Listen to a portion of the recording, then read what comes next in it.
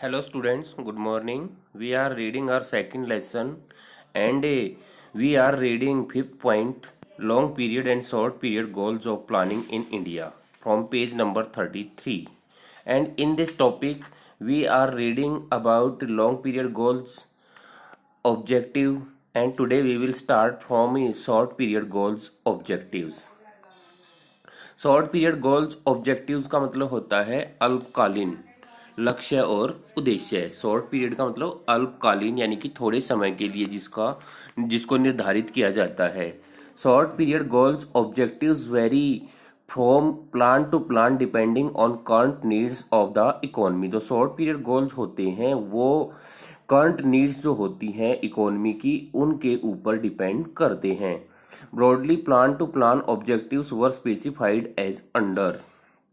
और इस योजना के अनुसार क्या होता है, उद्देश्यों को निम्नलिखित रूप से स्पष्ट किया जा सकता है, स्पेसिफाई किया जा सकता है। तो इसमें पहला पॉइंट दिया है, when the first plan was initiated the country was battling severe shortage of food grain. Accordingly the first plan focused on higher agricultural production as the principal objective. कि फर्स्ट प्लान जो किया गया था शुरू पहली पंचवर्षीय योजनाएं जब पंचवर्षीय योजना शुरू की गई थी तो उस समय भारत में फूड ग्रेन्स की शॉर्टेज हो रखी थी। तो पहली जो पंचवर्षीय योजना थी उसके अनुसार सबसे पहला ऑब्जेक्टिव या सबसे मेन मोटिव जो था वो क्या था, एग्रीकल्चरल प्रोडक्शन को बढ़ावा देना। सेकंड दिया है, enthusiastic achievement of the first plan promoted the planners to shift the focus from agriculture to industry. तो जो पहली पंचवर्षीय योजना थी उसको उससे जो प्राप्तियां करनी थी, उससे जो हासिल करना था, उससे उससे उत्साहित होकर के जो प्लानर्स थे उन्होंने क्या किया था, ध्यान कृषि से हटाकर उद्योगों पर केंद्रित कर दिया था, यानी कि एग्रीकल्चर से हटा करके इंडस्ट्री पर लगा दिया था। Accordingly increase in industrial production was taken as the principal objective during the second plan. और दूसरी पंचवर्षीय योजना के दौरान जो इंडस्ट्रियल प्रोडक्शन था उसको बढ़ावा देना ही उनका मेन मोटिव हो गया था, मुख्य उद्देश्य हो गया था। थर्ड आता है, third plan emphasise the need for self sufficiency in food grain production while the fourth plan focused on price stability and fuller utilisation of man power. तो तीसरी योजना जो थी उसमें तो सेल्फ सफिशिएंसी बना दी थी फूड ग्रेन प्रोडक्शन में, यानी कि जो खाद्य उत्पादन था उसमें आत्मनिर्भर बनने पर जोर दिया गया था। और जो चौथी योजना थी उसमें जो ये प्राइस था उसको स्टेबल करना था, उसमें स्थिरता लानी थी। और क्या करना था, fuller utilisation of man power, और मानवीय शक्ति का पूरी तरह से यूज करना था। उसके बाद फोर्थ पॉइंट दिया है, elevation of poverty was the principal objective of fifth and sixth plan while the seventh plan again stressed the need for greater employment opportunities. पांचवी, छठी और सातवीं योजना में क्या होता है, तो पांचवी और छठी योजना का जो मुख्य उद्देश्य था वो था गरीबी को दूर करना, जबकि जो सातवीं योजना थी उसमें क्या था, उसमें जो रोजगार के अवसर थे उनको बढ़ावा देना था।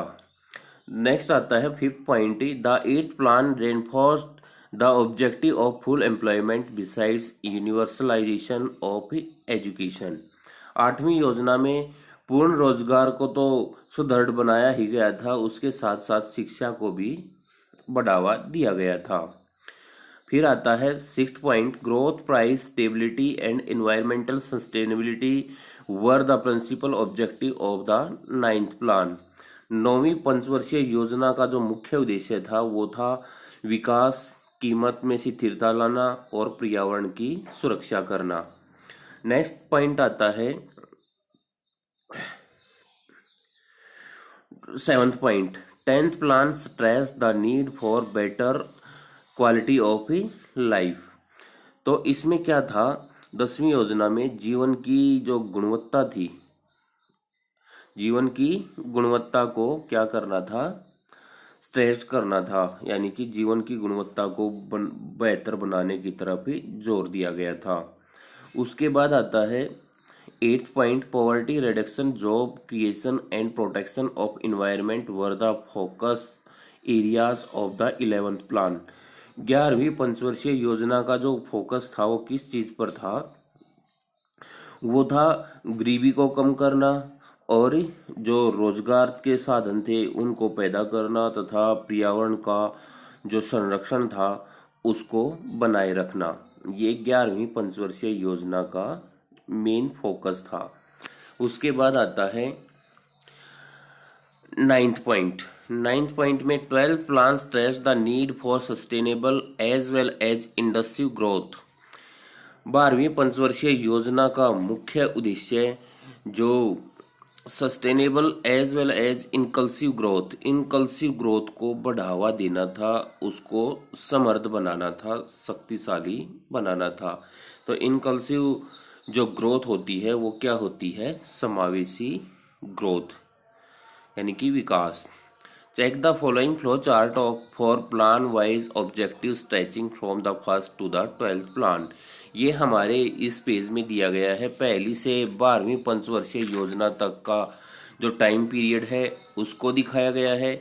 ये हमारे जीके के क्वेश्चन में भी पूछा जा सकता है। किसी भी कंपटीशन टेस्ट में जाओगे तो जो 5 इयर्स प्लानिंग है उनके टाइम पीरियड के बारे में भी पूछा जा सकता है। उनके प्लान और प्रिंसिपल ऑब्जेक्टिव्स जो थे उनके बारे में भी पूछा जा सकता है। तो इसमें इस पेज नंबर से हम ये सारी चीजें क्लियर कर सकते हैं। तो प्लान एंड पीरियड दिया गया है एक साइड, दूसरी side focus of the plan और द प्रिंसिपल ऑब्जेक्टिव्स के बारे में दिया गया है। फर्स्ट प्लान जो स्टार्ट किया गया था वो अप्रैल 1 1951 से मार्च 31 1956 तक दिया गया है। इसमें जो मेन फोकस किया गया था इंक्रीज इन एग्रीकल्चर प्रोडक्शन और equitable distribution of production income and wealth.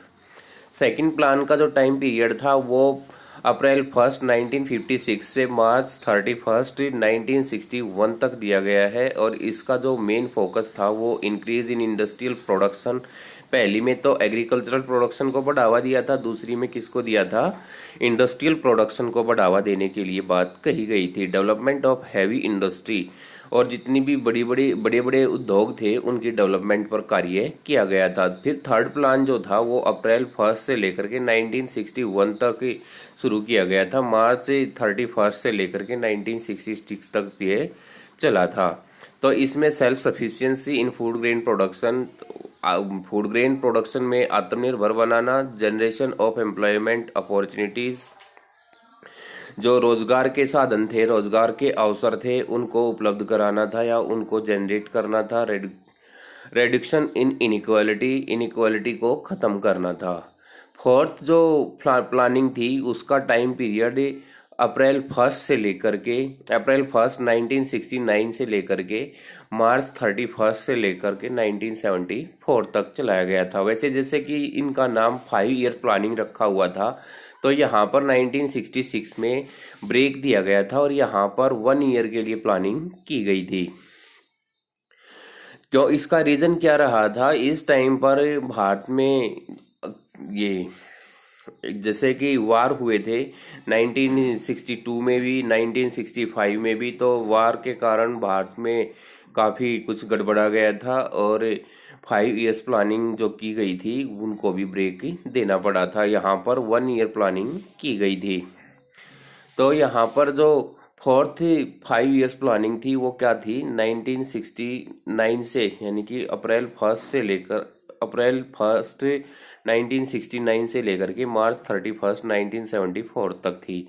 यहाँ पर एक्सीलरेटिंग किया गया था प्रोसेस ऑफ ग्रोथ, विकास को बढ़ावा दिया गया था और प्राइस स्टेबिलिटी की तरफ ध्यान दिया गया था। फिफ्थ 5 इयर्स प्लानिंग जो थी वो क्या थी? अप्रैल 1 1974 से लेकर के मार्च 31 1979 तक ये चली थी। Raising the living standard of with the focus on weaker sections of the society. यहाँ पर जो वीकर सेक्शन थे सोसाइटी में, उनके लिविंग स्टैंडर्ड को ऊपर उठाना था। सिक्स्थ प्लान जो था वो 1980 से लेकर के 1985 तक, यानी कि इनका जो टाइम पीरियड है वो अप्रैल 1 से लेकर के मार्च 31 तक था। आपने केवल ईयर याद रखना है। तो इसमें जो सिक्स्थ प्लान था उसमें रिमूवल ऑफ पॉवर्टी की गई थी, रिडक्शन ऑफ इनइक्वालिटी यानी कि असमानता को कम किया गया था, डेवलपमेंट ऑफ इंफ्रास्ट्रक्चर को डेवलप किया गया था। सेवंथ प्लानिंग जो थी वो 1985 से लेकर के 1990 तक चली थी। Generation of employment opportunities, increase in agricultural productivity, ये इनका मेन फोकस रहा था। फिर आता है एट्थ प्लान 1992 से लेकर के 1997 तक चला था और इसमें fuller utilisation of man power by the turn of the century. दूसरा जो फोकस किया गया था, universalisation of elementary education, strengthening of infrastructure. Ninth 5 year planning जो था वो 1997 से लेकर के 2002 तक चला था। इसमें जो मेन फोकस किया गया था या इसका मेन ऑब्जेक्टिव्स जो थे वो क्या थे, agricultural and rural development, growth with price stability, checking with the growth of population. ये सारी चीजें इसमें मेन रूप से फोकस की गई थी। फिर आती है टेंथ प्लान में ये 2002 से लेकर के 2007 तक चली थी और इसमें जो चीजें फोकस की गई थी, जिनको मेन ऑब्जेक्टिव के रूप में देखा गया था, improving the quality of life through better health and educational facilities and improved levels of consumption. यहाँ पर हेल्थ और एजुकेशन पर ज़्यादा ध्यान दिया गया था और जो कंजम्पशन था उसको, उस कंजम्पशन लेवल को भी इम्प्रूव किया गया था। Reduction in inequality through inclusive growth, यहाँ पर इनइक्वालिटी को कम किया गया था इंक्लूसिव ग्रोथ के, यानी कि समावेशी विकास जो था उसको, उसके माध्यम से इनइक्वालिटी को कम किया गया था। 11th 5 ईयर प्लानिंग जो थी वो अप्रैल 1 2007 से लेकर के मार्च 31 2012 तक चली थी। तो इसमें multiple targets covering not only growth but also poverty reduction, यहाँ पर टारगेट किया गया था अधिक से अधिक विकास को ही नहीं बल्कि पॉवर्टी को भी कम किया गया था। Improving quality of education and public health services, यहाँ पर एजुकेशन की क्वालिटी को इम्प्रूव किया गया था और पब्लिक हेल्थ सर्विसेज को भी इम्प्रूव करने के लिए टारगेट किया गया था। Strategy of second green revolution, यहाँ पर दूसरी हरित क्रांति की स्ट्रेटजी को, रणनीति को बनाया गया था। Generating high quality of job, यहाँ पर हाई क्वालिटी जॉब को जनरेट किया गया था, शुरू किया गया था। प्रोडक्शन ऑफ इन्वायरमेंट प्रोडक्शन पर भी ध्यान दिया गया था। फिर आता है ट्वेल्थ में क्या दिया गया है, ये अप्रैल 2012 से लेकर के 31 2017, इसमें फोकस किया गया था faster sustainable and more inclusive growth, यानी कि तेजी से भी और दृढ़ और अधिक से अधिक समावेशी विकास पर जोर दिया गया था। तो आगे दिया गया है, we find that the short period objectives of plan are in sync with the long period objectives of planning discussed earlier।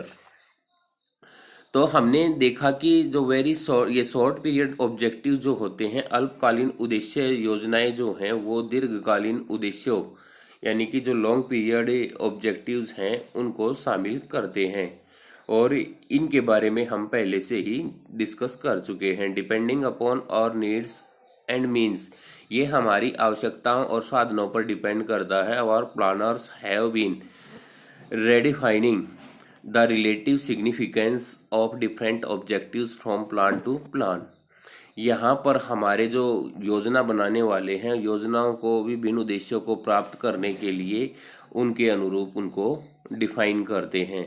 On the whole the focus has been on achieving better quality of life across all sections of the society. इस बात पर भी जोर दिया जाता है कि जो समाज के विभिन्न वर्ग हैं उनको अच्छी क्वालिटी प्राप्त हो सके।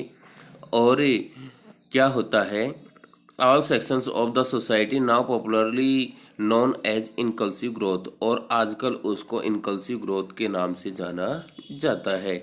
तो आप फिफ्थ पॉइंट को क्लियरली अपनी बुक से दोबारा से फिर पढ़ेंगे वीडियो देखने के बाद, और जो भी मैटर हमने पढ़ा है इस मैटर में से आपने 20 वेरी शॉर्ट क्वेश्चन तैयार करने हैं और अपनी नोटबुक में उनको लिखना है।